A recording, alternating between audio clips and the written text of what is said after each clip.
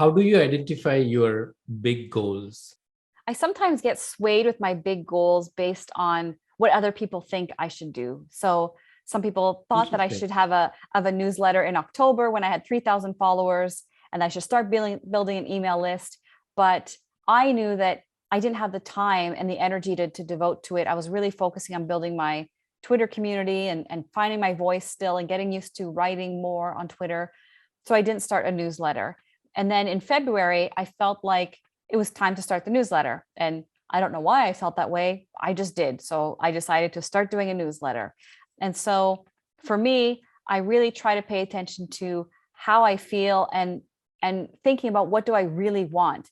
Because especially now with where I am in my content creation journey, I could start coaching more. I could have a course. I could do a Mhm. cohort-based course. I could start a YouTube channel. I could start a podcast. I could finish my book.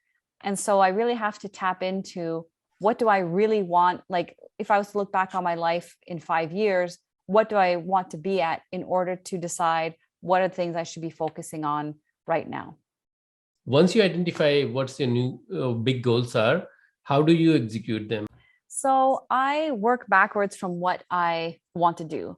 So when I was creating content last year and starting on Twitter and doing Ship 30 for 30, I knew that I wanted to share ideas and figure things out and start to inspire people. But I didn't really know what my niche was. But I knew that eventually I wanted to have a podcast or YouTube channel or something.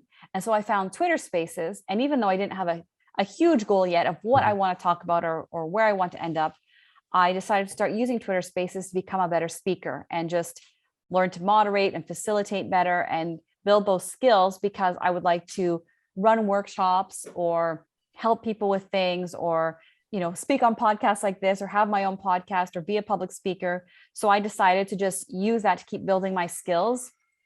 At this point, I've hosted or co-hosted almost 150 Twitter Spaces. I've been in more than that, where I've spoken or been a guest in them, but I know now that this really helped to refine my message, to refine my story. It's helped me to Mhm. speak more clearly and also improve my Twitter presence by showing that I'm a person that leads Twitter Spaces. And now when I do a Twitter Space, I often will have people that will come to them because they know that I host Twitter Spaces a lot.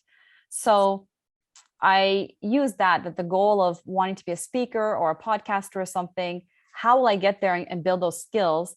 I could have just recorded myself alone, but I felt like this was like hitting more birds with one stone of Mhm. building an audience, practicing in public, and speaking about these things and getting immediate feedback from people, Right. so that when I would do the next step of having a podcast or a YouTube channel or releasing a book or starting a course, that I would have people that already know, like, and trust me because of the time that I've spent in spaces and building my audience.